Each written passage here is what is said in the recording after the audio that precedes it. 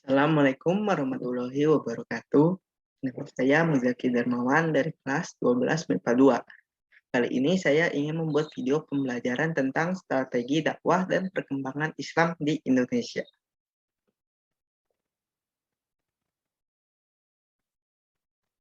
Strategi dakwah dan perkembangan Islam di Indonesia. Latar belakang masuknya Islam ke Indonesia, kaum pedagang memegang peranan penting dalam persebaran agama dan kebudayaan Islam. Letak Indonesia yang strategis menyebabkan timbulnya bandar-bandar perdagangan yang turut membantu mempercepat persebaran tersebut. Terjadi pembauran antar pedagang dari berbagai bangsa serta antar pedagang dan penduduk setempat. Terjadi kegiatan saling memperkenalkan adat istiadat, budaya, bahkan agama. Bukan hanya melakukan perdagangan, bahkan juga terjadi asimilasi melalui perkawinan. Proses masuk dan berkembangnya agama Islam di Indonesia. Islam masuk ke Indonesia abad ke-7, didukung oleh Dr. Hamka Zainal Arifin Abbas, Dr. Andes Junet Pariduri, dan berita Cina zaman dinasti Tang. Islam masuk ke Indonesia abad ke-11. Pendapat ini didasarkan adanya makam Fatimah binti Maimunah di Leran, Gresik, berangkat tahun 1082 Masehi. Islam masuk ke Indonesia abad 13. Catatan perjalanan Marco Polo yang menerangkan bahwa ia pernah singgah di Perlak pada tahun 1292 Masehi dan berjumpa dengan orang-orang yang telah menganut agama Islam. Ditemukannya nisan makam Raja Samudra Pasai, Sultan Malik al-Saleh yang berangkat tahun 1297 Masehi. Peran dakwah para mubalik dalam proses Islamisasi di Indonesia. Letak Indonesia yang strategis dan terbuka menjadi jalur penting dalam pelayaran dan perdagangan dunia melalui Selat Malaka. Abad ke-7 Masehi, Islam masuk ke Indonesia dan berkembang sebagai agama baru yang dibawa para mubalik. Periode pertama, abad ke-7 hingga ke-13 Masehi.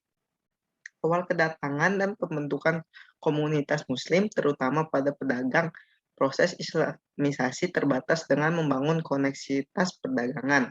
Para mubalik berasal dari luar Nusantara, contohnya Timur Tengah, Cina maupun India. Umumnya, mereka adalah saudagar kaya sekaligus pendakwah. Periode kedua, abad ke-13 hingga ke-19 Masehi. Penyebaran agama Islam meluas, ditandai dengan terbentuknya kekuatan sosial politik antara mubalik dengan orang pribumi dalam bentuk kerajaan Islam. Upaya Islamisasi lebih kompleks. Keterlibatan nenek moyang secara aktif dalam perdagangan laut dan pelayaran menimbulkan kekuatan ekonomi dan politik yang besar. Periode Islamisasi di Indonesia. 1. Periode pertama abad ke-7 hingga ke-13 Masehi. Teori Gujarot. Islam masuk ke Indonesia berasal dari Gujarot sekitar abad 13 Masehi atau 7 Hijriah. Gujarot terletak di India bagian barat, berdasarkan dengan Laut Arab dan punya posisi strategis di jalur perdagangan antara timur dan barat.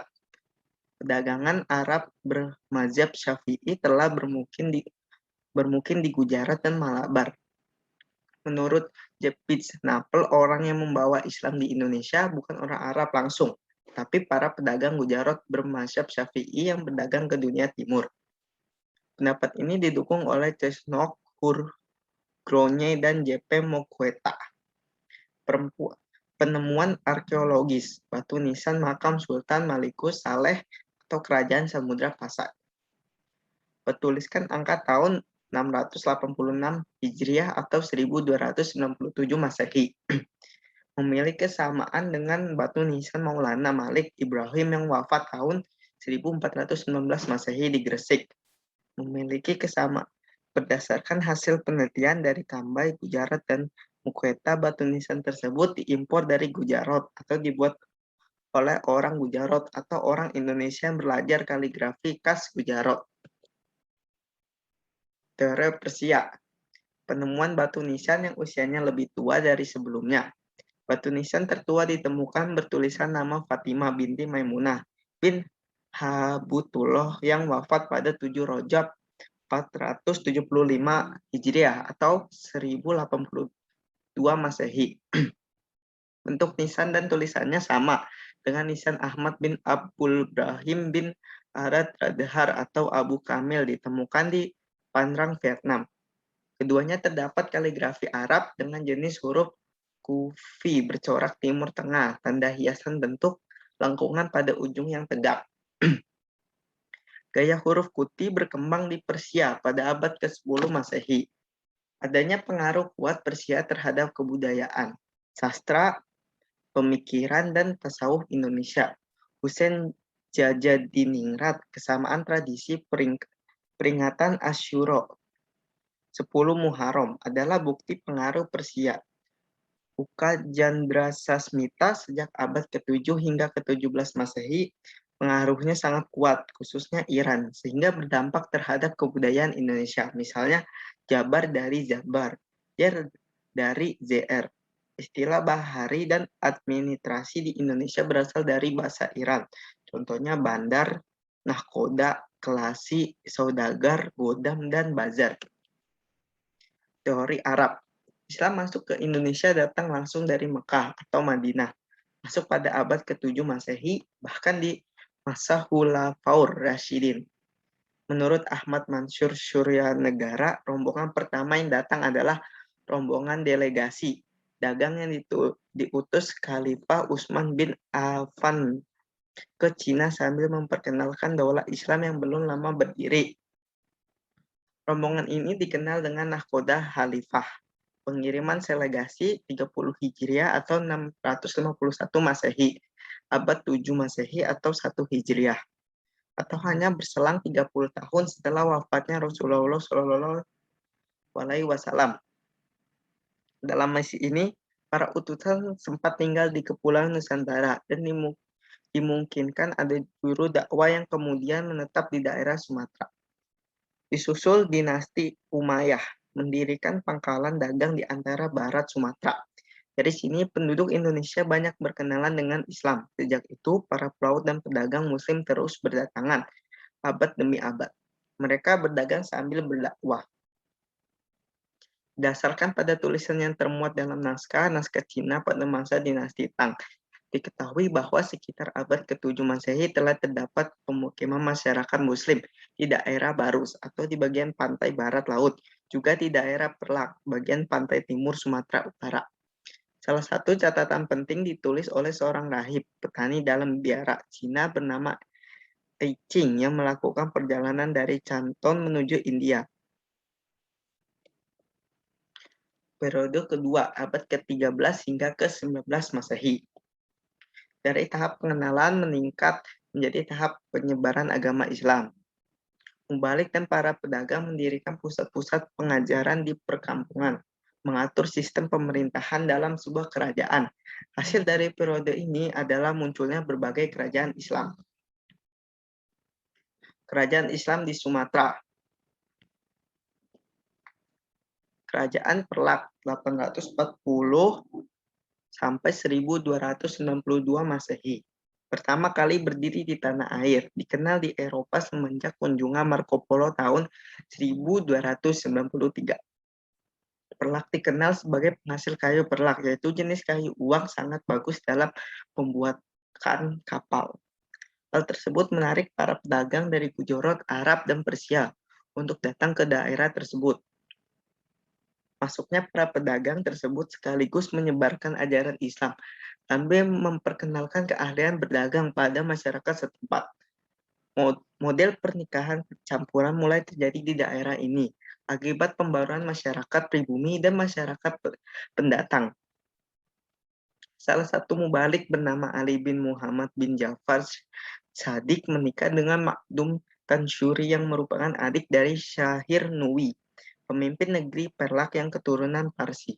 Dari buah perkawinan mereka lahirlah Sultan Alauddin Syed Maulana Abdul Aziz Shah yang menjadi sultan pertama di Kesultanan Perlak sejak tahun 840 Masehi. Kerajaan ini berakhir setelah Sultan ke-18 Mahdum Alauddin Malik Abdul Aziz Jihan meninggal dunia tahun 1292 Masehi dan menggabungkan kekuasaan di bawah kerajaan Samudra Pasai yang saat itu dipimpin oleh Sultan Muhammad Malik Az-Zahir. Kerajaan Samudra Pasai 1267 sampai 1521 Masehi. Terletak di Aceh, faktor pendorong lahirnya Kesultanan Samudra Pasai, meningkatnya pemukiman kaum muslim serta kemunduran kerajaan Sriwijaya akibat perebutan pengaruh di selatan Malaka dengan kerajaan Singasari di Jawa. Didirikan oleh Marrah Silu yang bergelar Sultan Malik Al-Saleh pada tahun 1267 Masehi. Letaknya yang strategis sebagai pintu masuk ke Selat Malaka menjadikan kerajaan ini berkembang dengan sangat cepat. Menurut sumber sejarah, kerajaan ini pernah didatangi oleh Ibnu Batutah, sejarah terkenal, seorang utusan dari Sultan Delhi di India. Daerah-daerah yang berhasil diduduki adalah Balik Bimbah, Simpang Buat Telang, Perlak, Takus, Tamiang, dan Samer Langga. Terjadi di masa pemerintahan Sultan Malikul Saleh. Masa akhir kesultanan ini pada terjadi beberapa pertikaian yang menyebabkan perang saudara, runtuh di tangan Portugis pada tahun 1521. Kerajaan Aceh Darussalam berdiri tahun 1514. Awalnya merupakan gabungan dari dua kerajaan, yaitu Kerajaan Lamuri dan Kerajaan Aceh Darul Kamal. Dirintis oleh Muzahar Shah dan selanjutnya menjadi kerajaan yang memiliki pengaruh besar di bawah kepemimpinan Sultan Ibrahim atau Ali Maugad Shah. Puncak kejayaan kerajaan Aceh Darussalam terjadi di masa pemerintahan Sultan Iskandar Muda. Pada saat itu, wilayah kekuasaan Aceh sangat luas. Kerajaan Aceh juga telah menjalin hubungan dengan para pemimpin Islam di kawasan Arab, sehingga dikenal dengan sebutan Serambi Mekah. Puncak hubungan ini terjadi di masa kekhalifahan Utsmaniyah. Kerajaan Islam di Jawa. Kesultanan Demak 1475 sampai 1554 Masehi. Akibat keruntuhan Majapahit pada tahun 1478 Masehi, membuat daerah pantai terlepas dan kekuasaan Majapahit. Pada tahun yang sama, Raden Patah berhasil mengukuhkan kekuasaannya, menjadi Raja Islam pertama dan mendirikan Kesultanan Demak. Mengalami masa keemasan pada masa pemerintahan Sultan Trenggono. Raden Patah pada tahun 1478 mendirikan Kesultanan Demak dan menjadi Raja Islam pertama di Jawa. Ia bergelar Sultan Alam Akbar Al-Fatah. Masih keturunan terakhir Kerajaan Majapahit Raja Brawijaya V. Kerajaan berkembang pesat dan menjadi pusat penyebaran agama Islam. Patih Unus, putra Raden Patah, bergelar Shah Alam Akbar II. Sultan Trenggono memerintah selama 25 tahun. Mencapai masa keemasan, perluasan wilayah di sepanjang pesisir Pulau Jawa, sebelah utara, sebagian Jawa Barat, seluruh Jawa Tengah, dan sebagian Jawa Timur. Setelah wafat, Demak beralih menjadi Pajang. Sultanan Pajang 1568 sampai 1586 Masehi. Namanya telah ada sejak zaman Majapahit. Setelah Kesultanan Demak berakhir, kekuasaan pemerintah bergeser ke Keraton Pajang dengan Joko Tingkir sebagai rajanya, bergelar Sultan Hadiwijaya. Putranya yang bernama Pangeran Benawa yang seharusnya menggantikan kedudukannya sebagai raja disingkirkan oleh Arya Penangsang atau Arya Pangiri. Tak lama kekuasaan Arya Pangiri jatuh di tangan Sutawijaya di Mataram. Sejak saat itu kerajaan Pajang jatuh ke kerajaan Mataram. Kesultanan Mataram Islam 1588 sampai 1681 Masehi.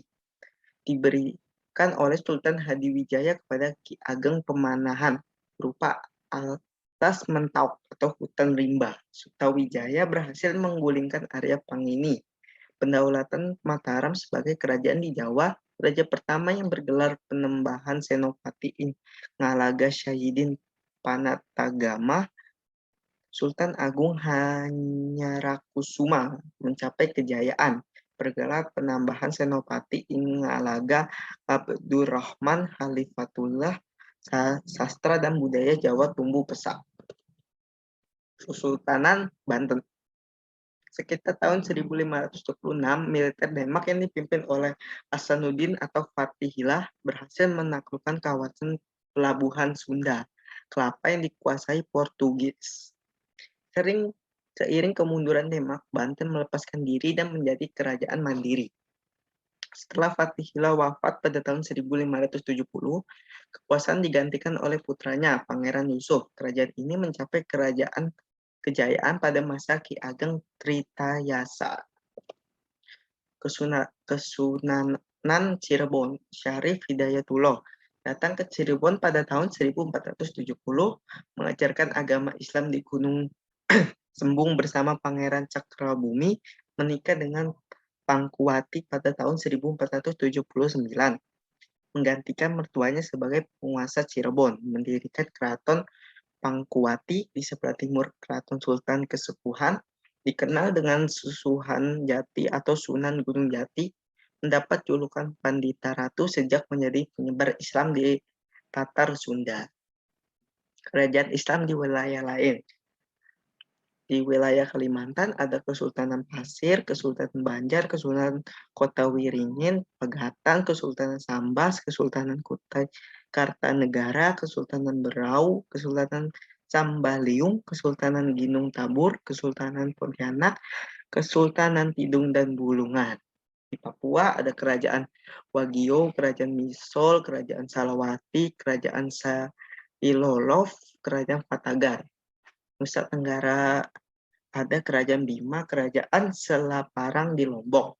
Di Sulawesi, Kuatalo di Makassar, Kerajaan Wajo, Kerajaan Bone.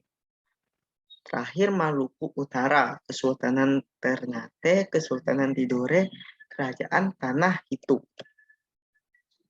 Strategi dakwah para mubalik dalam penyebaran Islam di Indonesia.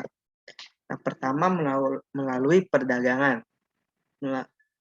Perdagangan melewati jalur utara, pertama dari Arab, lalu ke Damaskus, ke Baghdad, ke Gujarat, dan terakhir ke Indonesia. Sedangkan yang melewati jalur selatan, dari Arab ke Yaman, ke Gujarat, lalu ke Sri Lanka, dan terakhir ke Indonesia. Para mubalik melakukan kontak perdagangan. Adanya kesibukan lalu lintas perdagangan pada abad ke-7 hingga ke-16 Masehi.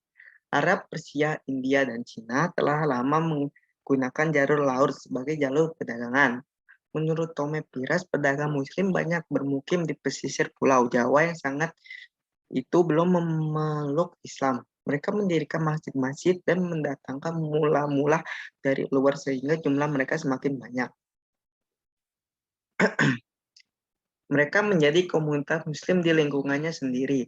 Telah memiliki keturunan lingkungan Islam semakin luas sehingga timbul kampung-kampung dan pusat-pusat kekuasaan Islam. Kedua, melalui perkawinan. Perkawinan antara wanita muslim dan keturunan raja atau bangsawan lokal. Para putra bangsawan harus diislamkan terlebih dahulu. Contohnya dari Brawijaya dengan Putri Campa melahirkan Raden Patah. Perkawinan antara seorang mubalik dan putri raja atau bangsawan. Para putri raja atau bangsawan harus diislamkan terlebih dahulu. Contohnya Raden Rahmat Sunan Ampel dengan Nyai Manila, Sunan Gunung Jati dengan Putri Kawunganten. Status sosial dan ekonomi yang mereka yang kuat memberikan pengaruh besar dalam lingkungan. Ketiga, ada tasawuf. Pengajar tasawuf atau para sufi mengajarkan teosofi yang bercampur dengan ajaran yang sudah dikenal luas masyarakat. Mahir dalam hal-hal magis dan punya kekuatan menyembuhkan. Ada yang mengawini putri-putri bangsawan setempat. Tasawuf memiliki persamaan dengan alam pikiran penduduk pribumi, sehingga ajaran tersebut mudah dimengerti dan diterima. Yang keempat, melalui pendidikan. Mubalik dengan ilmu tinggi menjadikan rumah masjid atau langgar sebagai pusat pengajaran Islam. Contoh tokohnya itu adalah Ibnu Batutah atau Al-Muhadzab Rihlah Ibn Batutah. Ketika beliau berkunjung ke Samudra Pasai pada 1354 Masehi, beliau mengikuti raja melakukan diskusi dalam bentuk halakoh atau membentuk lingkaran di masjid usai sholat Jumat hingga asar. Hal ini dijadikan masjid tempat pendidikan paling awal. Pesantren ini masih dalam pendidikan ya. Agama Islam terus tersebar ke seluruh penjuru tanah air, sehingga banyak penduduk menjadi muslim. Para santri diperintahkan melanjutkan dakwah di lingkungan setelah dianggap mampu menyerap pengetahuan keagamaan yang baik. Contoh pesantrennya di sini ada pesantren Sunan Giri dan pesantren Raden Rahmat. 5. Melalui politik. Hubungan politik antara ulama dengan kerajaan. 1. Ulama berhasil mengislamkan raja berdaulat dan membawa pengaruh pada lingkungan kerajaan. Corak kerajaan bergeser dari Hindu-Buddha menjadi Islam. Menurut sumber-sumber Cina tahun 718 Masehi, Raja Sriwijaya bernama Srindravarman mengirim surat pada Khalifah Umar bin Abdul Aziz dari Kekhalifahan Bani Umayyah. Beliau meminta dikirimkan dai yang dapat menjelaskan Islam kepadanya 2 tahun kemudian, yaitu 720 Masehi. Beliau beralih agama dari Hindu menjadi Islam. 2. Ulama membantu berdirinya kerajaan baru yang langsung bercorak Islam dan mengembangkan pengaruhnya ke kerajaan lain. Terjadi karena kerajaan tersebut didirikan oleh raja-raja muslim yang didukung penuh oleh para ulama, seperti Kesultanan Perlak, Samudra Pasai, Aceh Darussalam, Demak, dan sebagainya. 6. Melalui seni budaya. Berkaitan dengan corak Islam sufistik yang berkembang dari Persia dibanding dari Mekah dan Madinah. Mudah diterima karena sesuai dengan kebudayaan lokal. Contoh tokohnya yaitu Sunan Kudus, menggunakan sapi atau hewan suci umat Hindu sebagai media dakwah di masyarakat sekitar Kudus.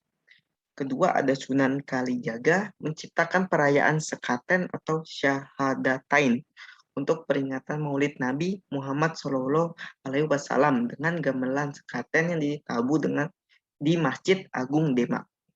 Menciptakan tokoh dari cerita wayang yang diselaraskan dengan ajaran Islam. Yang ketiga ada Sunan Giri, menciptakan kitab ilmu falak yang disesuaikan dengan alam pikiran Jawa, kemudian diubah oleh Rogowasito dengan nama Serat Widya Pradana. Terakhir ada Sunan Bonang, menulis ajaran tauhid dan tasawuf dengan bahasa sastra yang kemudian dikenal dengan Serat Bonang. Tahap-tahap perkembangan Islam di Indonesia. Pertama, tahap pengenalan agama. Mengenalkan dan mengajak masyarakat untuk memeluk Islam secara formal. Dasar-dasar Islam diperkenalkan terutama pelaksanaan syariat atau fikih. Mereka menemukan bentuk-bentuk ritual dan ajaran yang berbeda pada agama sebelumnya. Kedua, tahap pendalaman agama. Pada abad 15-16 Masehi, proses dakwah Islam telah memasuki pelosok Nusantara. Berkat meningkatnya pemahaman dan pendidikan yang diperoleh dari kaum muslimin, ajaran Islam semakin diperdalam, tak hanya sekedar formalitas saja. Lembaga-lembaga pendidikan yang lebih formal seperti madrasah dan pesantren mulai tumbuh. Banyak muncul para penulis dari kalangan ulama, terutama dalam pemikiran agama dan sastra. Ketiga, ada tahap pengembangan intelektualitas. Pada abad 17 Masehi, terjadi peningkatan dan penyempurnaan ajaran Islam. Lahir beberapa ulama dengan karya-karya monumental, mulai dari fikih, usuluddin, tasawuf, tafsir, hadis, retorika, estetika, hingga astronomi yang berdampak pada perkembangan bahasa Melayu. Beberapa tarekat sufi tumbuh menjadi organisasi keagamaan yang tampak corak aktivitas keduniaannya. Hal tersebut memberi semangat lahirnya gerakan anti-kolonial yang merata di Nusantara. 4. Tahap ke arah pembaruan atau tajdid. Gerakan-gerakan keagamaan tumbuh menjadi gerakan kebangsaan. Organisasi Sarekat Islam menekankan pada perjuangan politik. Organisasi Nahdlatul Ulama dan Muhammadiyah menekankan pada bidang sosial, seperti pendidikan dan dakwah. Untuk mengantisipasi terjadi sekulerisasi, pesantren telah menjadi penduduk pendidikan alternatif bagi masyarakat. Yang kelima ada tahap pematangan intelektualitas. Lahirnya tokoh-tokoh pemikiran Islam pada 1970-an menjadi bukti kematangan intelektualitas dalam dunia Islam di Indonesia. Para pemikir umumnya adalah para aktivis kampus dengan masih tetap bermotivasi diri untuk mendalami ajaran-ajaran agama dan sendi-sendi peradabannya. Dari para tokoh pemikir ini lahirlah gagasan-gagasan agar nilai-nilai Islam tetap mewarnai kehidupan berbangsa. Terima kasih. Ya, sekian saja video dari saya. Kurang lebihnya mohon maaf. Saya akhiri. Wassalamualaikum warahmatullahi wabarakatuh.